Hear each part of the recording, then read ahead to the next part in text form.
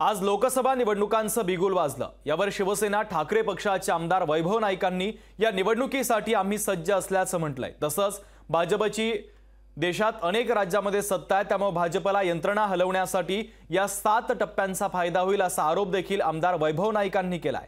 आणि त्यांच्यासोबत संवाद साधला आमचे प्रतिनिधी रोहन नाईक यांनी। पाहूयात। रणधुमाळीला सुरू झालेली आहे लोकसभा निवडणूक 2024 मध्ये। मी आता आहे आमदार वैभव नाईक, उद्धव बाळासाहेब ठाकरे गटाचे आमदार यांच्याशी बोलतोय। साहेब, 7 टप्प्यामध्ये निवडणूक होते आणि 5 महाराष्ट्रात आहेत, काय सांगाल एकंदरीत या संदर्भात? खरं तर आम्ही निवडणुकीसाठी सज्ज आहोत।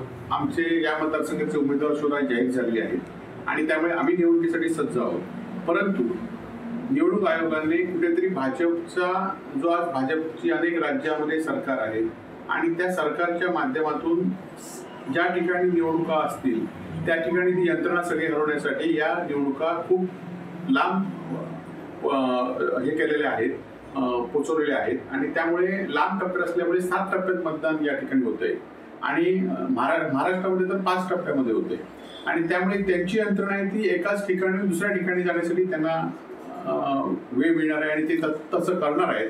परंतु आम्हाला लोकांवर विश्वास आहे, मतदार आमच्यावर आहेत। महायुतीकडे अजूनही उमेदवार रत्नागिरी सिंधुदुर्ग मिळत नाहीये। महाविकास आघाडीकडे विनायक राऊत खासदार, आताचे विद्यमान खासदार ते आहेत, काय सांगाल या संदर्भात? खरं तर आपण बघितलं असाल की विनायक राऊत यांची उमेदवारी जाहीर झालेली आहे।